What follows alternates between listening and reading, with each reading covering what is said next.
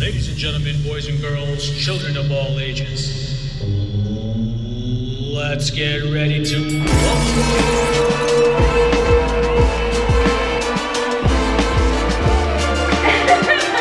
had a ball, and she was bulldozing them all by herself.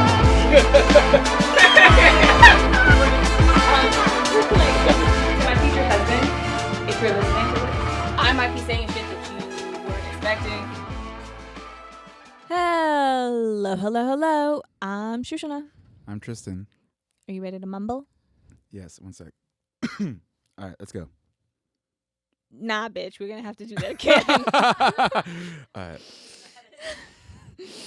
Yeah, I like the candid. Like, oh, I'm a human.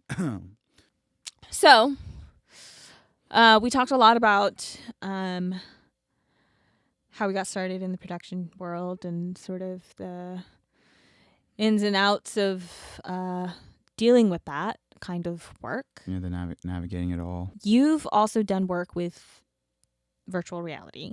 Mm-hmm. I love virtual reality. How relevant do you think virtual reality will be to the future of media? Or do you think this is just a fad that, you know, is just going to stay in the realm of like goggles and like playing games? Like niche. Yeah, that's a good question. So I guess for context, this I was doing like a lot of like branded style content where we were like tell a story of a brand without directly talking about the brand, if that makes sense. So we'll pretty much, this was like an experiential series we did, and we did, you know, events in New York, LA, and Seattle. And in LA, we had like a whole week where we premiered films, and we had like an element of the production come and talk about that part of the production. And then to have kind of this like ongoing VR kind of exhibit to keep people like hanging out around the place, because it was going on throughout the day. We want people to stay, get more numbers.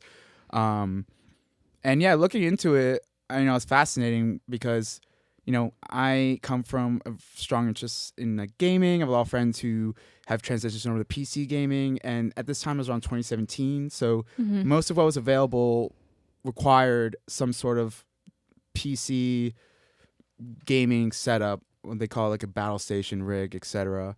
And I thought it was really great. I thought it can be very kind of nauseating. I thought the experiences that I sourced were far ranging, where it was like interactive elements. One was just a straight up movie that you were just in. Like this, you can like pretty much paint like really well now in these things. And this artist animated a whole movie by hand pretty much in VR. And it was very great experience of just like, you're in it. So you're walking around, you're seeing the story unfold, and you're kind of like fully engulfed in the story.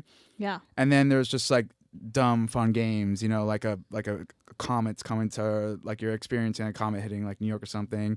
And then we had this whole haptic one where they like trucked in across the country this like apparatus, kind of look like a futuristic torture device thing that you strap into, and there's a fan, and you put on the goggles, and you kind of use like, they kind of give you like wings that were mechanical, and then like, you know, you can like move around, and it was simulated to be like a bird flying around in like New York City. And that was really cool. Like the news came and like did a whole expose about it. It was pretty interesting.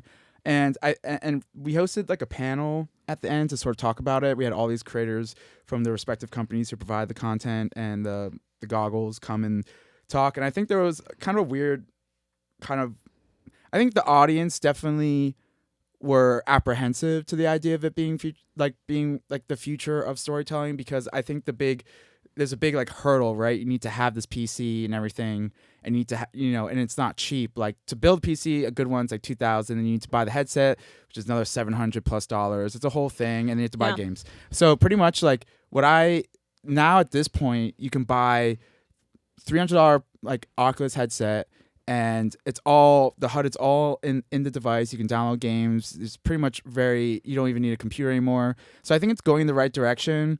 I think there were a lot of issues happening where like for a while PC parts got really expensive because of Bitcoin mining. Yeah. And I think there was a lot of like hesitation to make these games. But you know, what's beautiful about the gaming industry today is that you have a bunch of like, you know, indie creators making these VR games, and they're all very good. And even like big AAA studios like Skyrim. And then you also have like, really good documentary stories that are being told that are like, shoot in 360, and you can experience a day in the life in Tokyo, or you can experience like this remote tribe in like the Sahara, or like stuff like that. So I think there's definitely a lot of capability and really good, interesting storytelling elements. And I think there is always going to be a place for it. I think brands love when you go to them with a VR idea because they think it'll make them look very cool. Yeah. Well, so for me personally, I think that the development of VR has been a lot slower than I expected it definitely. to be. Yeah, and I think that's because of a lot of like the pandemic-y stuff going on with the computers being expensive. But and for sure, I think that the headset version of VR, I don't think is the answer. And it kind of hurts. Because it's disorienting, because that shit is expensive. Very expensive. And it's clunky, and it just doesn't make for a good user experience. So in the world, and which is why there's been such low like user adaptation to it. Yeah, it's not really like a plug and play sort of thing. Right. Yeah. And so I was at this lecture where somebody in the field had talked about like the evolution of VR becoming like sort of contact lenses that you can put on. Oh, that'd be sick. Which is a little freaky. I could definitely see some mental health stuff coming out from that. It gives me a little like Black Mirror vibes. Like disassociating. But at the same time, I think the thing that intrigues me so much about VR, which, you're making the point about how like it is expensive to make something in VR. What the other part of it though for me that like sort of comes into sort of the ethics of it all is that like I feel like VR could actually increase accessibility to allow folks to enter into worlds and experiences that they can't get to themselves. Mm-hmm. And so like that's sort of the area that I'm most interested in, of like, creating a musical that you then sort of capture in VR, and then you put it into the hands of folks who can't come to Broadway, and can't see this live show, doesn't have the time in their schedule to spend a day out at a theater, or just doesn't have the means to see it live. Yeah, or someone who's like literally bedridden, right, can finally experience what it would be like to be outside. Actually, or to go to Tokyo. Yeah, exactly. And so like, and that's sort of the part that I am fascinated by and that I would like to see it go to. And like I've had a friend who created a full art exhibit in VR, and you could actually like do it on your phone in like 360. There's still a lot of art that feels elitist. Mm-hmm. Yeah. And I think that things like VR and AR can make that feel a little bit more grounded. Yeah. I feel like my friend was telling me something that like people, since they did like a study that since 1990, like millennials, Zoomers now, like people our generation do not have nearly as many friends as people from the study in the 90s. How it was like they had like 10 plus, and now it's like between 0 and 4 friends.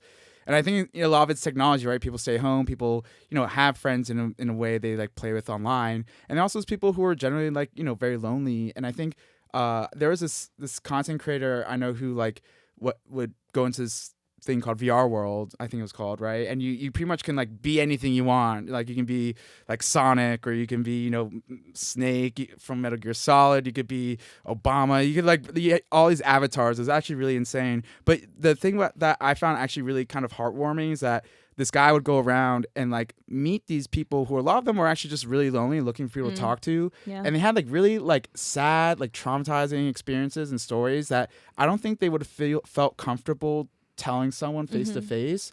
But through this way of like being in this VR world, and I think a lot that those experiences caused them to become like agoraphobic or lonely, however, never doesn't want to go outside. Yeah. And this was a good way for those people to have this like therapeutic moment and tell their Mhm. story. And a lot of it is like messed up, like some from like war stories, and this person cleared PTSD, and like from like tragic loss or just general, like bedridden for disability Yeah. reasons. Like, and I think there's a lot of really good connections that just like standard gaming or methods of virtual communication will get you. And I think there's a lot of like sort of beauty in that. Like I put it on when I put it on for the first time, I felt really confused because Yeah. you're like convinced you're in this like new world, right? So the Yeah. Matrix makes a lot more sense. You're like, okay, well, like when you're playing long enough, you kind of forget that you're like not in your current reality. Like you've kind of accepted that this thing you're in is like what it is. Like Yeah. this is your new reality. And I think Which that scares me a little yeah, bit. it's kind of it sick. It gives makes you me- question like this right now. Yeah, Like you're gives like, me real Inception vibes of like, Mhm. do I need a memento to like remind me which reality is my real reality? Yeah, I mean, I think that, what we've been sort of talking about right now is like sort of all the good ways to use this technology, right? But then there's been this AI painting craze that like now has been exposed to be plagiarizing of other course, yeah. people's art without their consent. It's gonna get real sticky copyright because they're gonna try to license these as stock, but then these things are just combining a bunch of different artists' work, right? Right. Yeah. And it's people are just sort of, jumped on this bandwagon because they were like, oh my God, this is really cool. But like, now the sort of ethics of that is coming out. I think we've been talking about, and I think throughout this whole podcast series, we've been talking about all the different ways that, all of this new, social media and the evolvement of technology has sort of created mental health challenges and all of that stuff. All of this stuff is here to stay. Yeah. And As long as so, there's like money to make, yeah. And so like, I really want to figure out, and it does interest me as a filmmaker to, push the barriers of traditional filmmaking and want to figure out how to use these tools to, innovate on storytelling in ways to still fulfill my personal mission of, serving my communities and being able to have a widespread reach. Yeah, I mean, it's cool. It's like it's going from being kind of like a third person observer when you're watching a film. That's kind of what it is. You're kind of like watching this unfold from like you're just watching from the outside. Whereas like, yeah, when you go into the virtual reality experience, you're just like, you're in it. And I think that's why methods of storytelling in that medium could be really good. Because I think there's that like literal threshold when you watch a movie where you're not really like, it's not palpable and it's really hard to connect, I guess, sometimes for some people. For me, I'm very sensitive, so I cry all the time. But like, I feel like people, really, really don't understand what it's like until you're actually in that situation. I think maybe VR could be a great way to have people like be put directly in that person's shoe. Create more empathy. Exactly, and more understanding. I think. Yeah. Right. I think a lot of people just don't understand how other people live, and they make assumptions and plus misinformation. Oh, whatnot. 100%. Yeah. I mean, I still consider myself an East Coast girl, although I live on the West Coast now. You're a traitor. But, whoa. I'm just kidding. I respect it. It's good. It's good stuff. My little sister lives there. Good time. I don't like being codependent, but the weather's nice. Right. Regardless, I think both coasts are, sort of, we can consider to be more progressive, and we make assumptions about Midwestern. The flyover states. Yeah. And those folks make assumptions about us, and that's where all of this sort of political divisiveness has, created. Yeah, I think 100%, like if we were to try and live in each other's shoes without actually living in each other's shoes. Yeah, I mean, like, I watch, you watch all this either dramatized versions or straight up documentary versions of like the problems that are happening in some parts of America that for me, it's tragic and also very interesting in some ways, but it's also just very sad. But it's like, I don't really fully grasp that kind of life or that kind of world. Like, I don't know, parts of like Appalachia or like, states that have like really bad like opioid overdoses and things like that. Like, that's all just a headline to me. And I like, I have a lot of empathy for it, but also I feel like I don't really it must be really hard to there's a lot of like I say for someone who's like getting over that kind of drug or trying to break that addiction, it's like for people are just it's easy, just stop, right? And people don't really know how really hard, and there's always negative prejudices against those people because it's like associated with crime and worst cases things about race and things like that. And I feel like this person is like a well-intentioned human being who had some hardship or some struggle or some injury that led to this, and then they're not like they're desperate, right? They're crying for help. And I think when people are voting and they're like, oh shit, like I don't want to pay my tax money for that, it's because they don't understand. They're like, there's either privilege or live in a whole different part of the world or like just have never had to experience that kind of like problems on a personal level. And I think on that direction, I think that might be a really interesting way to definitely like bridge those gaps, especially because the US in particular, I guess we're being specific here, is like a massive country, and unfortunately it's only getting worse because everyone's moving to cities now for work, and remote work has definitely given access to people to live where they want. But people now are like, now they can work remote, there's either like, well, I can save money, live in a cheap place, or it's like I can get a good job here and live in the city I always wanted to. So I feel like people are further just getting more concentrated into these bubbles, quite frankly, like the coast mainly. And I think there's I have a lot of empathy, generally speaking. I also have a lot of interest about learning about, like, people always are like, there's no culture in America. There's a shit ton of culture. Just no one wants to go and test it out and go see it because it's like, it's largely not glamorized at all. But I think there's a lot of charm to it. And it's all, I think for me personally, when I try to tell stories, I really like the idea of, like, finding like a unifying factor, being it like financial struggle or like cultural traditions or food, things like that, because I think at the end of the day people relate on like from like a nostalgia of like growing up, mom cooking food, or like from like a wow, that's interesting, really cool, actually my culture does something very similar, or like my religion is actually pretty similar, things like that. And I think those are like really unifying things that like are also very interesting to learn about. Well, I mean, I really do hope that this does still stay relevant, the VR and AR technology. And like when I think about 3D and watching movies in 3D, which was like, or, there was also 4D at some point. Yeah, that was a fad. That hurt my eyes. I remember that. Exactly. Yeah. I hated those glasses. I always felt like my vision just became blurry, actually. And you take them off because they hurt, because they're physically uncomfortable too. Like, I don't know, my ears might be weird. Which is why the sort of the goggles thing for VR, like it definitely like is not gonna. Yeah, they leave the marks. It's all. We need to find a way out of that. But talking about the future of media and things, I mean, what would be your dream project? That's a good question. I feel like I have a lot of like,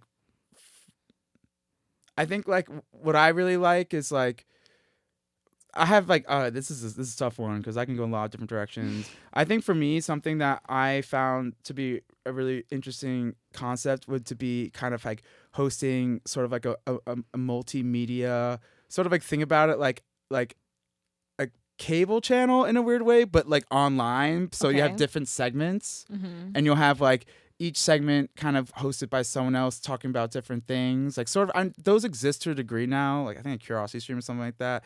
But I always like the idea of like just having like a group of creatives pretty much like thinking up of like from like skits to educational things to like put together like a weekly show, right? Like sort of, I don't want to like compare it to SNL because I don't want to give you like that kind of image, but like definitely something where we just make what's interesting for us and like what's really like either what's the buzz or something that someone brought to the table, and then we make like a series out of it, like different segments or like different themes, right? Like I really liked, like I pretty much already consumed that kind of content, but I think it'd be great to have it more streamlined in a way that like something to look forward to. Like I feel like these days what I'm starting to like again is that like I think HBO Max will like start releasing on a weekly basis instead of like just dumping it on your lap. And I like something to look forward to. And I also like I like the idea of like constantly making something new. And that could be like, one thing could be like a scripted piece, like a narrative scripted, or something could be like some kind of like funny little like skit, or like it could be like hosting new people. It could be like, hey, I have a friend that I would love for you guys to meet. Let's interview him. He has a really cool shtick, right? Or really cool like endeavor going on. That, and then also from like my background and like interest in like history and like politics and stuff, I always wanted to do something where it was sort of like a education like live stream sort of thing, where like we're like looking through content or like news articles or what's being talked about, and kind of getting into sort of like how, hey, this is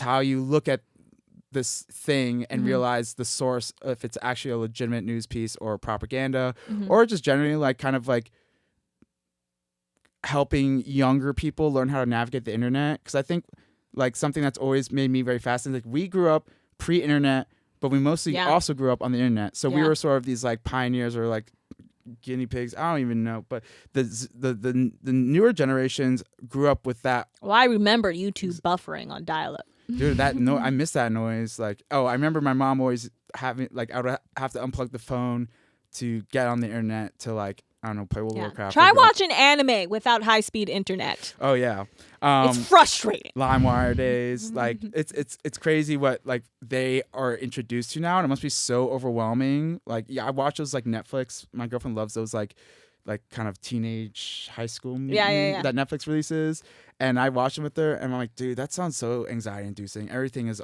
live. Like every little embarrassing moment that your young prepubescent, semi-prepubescent self have done that you will cringe later in life will be remembered. And you know, that scene in Superbad, it's like people don't forget when he's like referencing that kid who peed his pants. That's like, because I have the video, I had the receipts. So I think like they're overwhelmed with all being that a kid stuff. now is definitely a lot harder. And I think I don't think education never catches up technologically to kind of help people. Because I remember a big thing when I started history was like, hey, make sure what you're sourcing or annotating is not wrong and it's from an accurate source. Yeah, and now misinformation is just fucking wild. Yeah, and I find that really annoying when I see someone like clearly either dishonestly or unintentionally dishonestly posting stuff like that. And I think it's bad, because I think with algorithms and everything, people are just going down these like really bad rabbit holes, and I've seen personal friends fall victim to it, and it's all because, in my opinion, they don't have this like know-how to navigate stuff that's sus or like sketchy and stuff that you shouldn't consume. So pretty much the goal would be in a non-condescending, in a fun, like we're just chilling kind of way, like just going through all that, because I think, I mean, I for sure, whenever I go on Wikipedia, I still am like, wait, my teacher said this is not a real source. Yeah, that's the biggest misconception, because they literally annotate everything. You just go to the bottom page and you just click it. I mean, you're surprised like when we make these docs and stuff, and people are like, hey, this is from some like wiki, one of those wikis where it's like open source technically. It's like, okay, but if you click the image and click the source material and go to that website and you look at the website clearly says you cannot use this for commercial purposes. So like you can't, like, just people just make these assumptions because they don't know any better. And that's not, I'm not trying to be condescending, it's just because there's not many tools out there to like, teach these kind of things. It's very complicated. No, we've definitely lost the fact checkers of the world. Or people have intentionally grown to mistrust fact checkers, or not intentionally, or just become like, oh, I'm supposed to, this one body people are going to tell me that this is wrong. No, my confirmation bias has been checked, so like I do not want to believe that these people are telling me it's wrong, because that'll challenge my whole worldview, Okay, well, I was supposed to talk about what my what are your future projects? I tend to go on tangents, Okay, so I'm an event producer and a film producer and a theater kid, and so for me, my dream project is to create a multisensory experience, like an escape room. Yes, I guess like an escape room. Obviously, like you mentioned before, I'm also an artist manager, and so music is super important to me. And so, and as a dancer, that's also why music is important to me. And so, I want to create a space where you can walk through an album and be able to experience it not just through being able to hear the sound, which I want it to be super like surround sound. You're immersed in it, and interactive, and really like just activate your whole body, to feel that music in more ways than one, because I do think that, Like smell and taste even. possibly. Yeah, that might be cool. I think. Have you ever tasted something? Sorry to interrupt, but like, have you ever tasted something and like immediately were brought back to like a memory or feeling? A memory. Yeah, exactly. Yeah, I actually came out with this idea when I was hiking in Portland a few months ago, and it was like the beginning of the Pacific Crest Trail, and I was like, and I kept hearing all these nature sounds and just the waterfalls, and that was a very multi-sensory experience for me. Mm-hmm. And I was like, bro, like, what if this was an album? So yeah, I really want to do that, and yes, and if there are people out there who are interested in this idea, and you have other suggestions for how to make this thing come to life, and you want to do this with me, let me know. You also have like vertical integration here because you have all the elements to make it, right? You have the representation, you have the talent, you have the know-how skill in both event and video production. Yeah, absolutely. And we need to wrap up this episode. Okay. Well, thank you for sharing that. Yeah. Wow. So that's our time. Thank you for coming on to the show. Yeah, anytime. It was a great time. Rate, comment, subscribe, leave a review. Peace.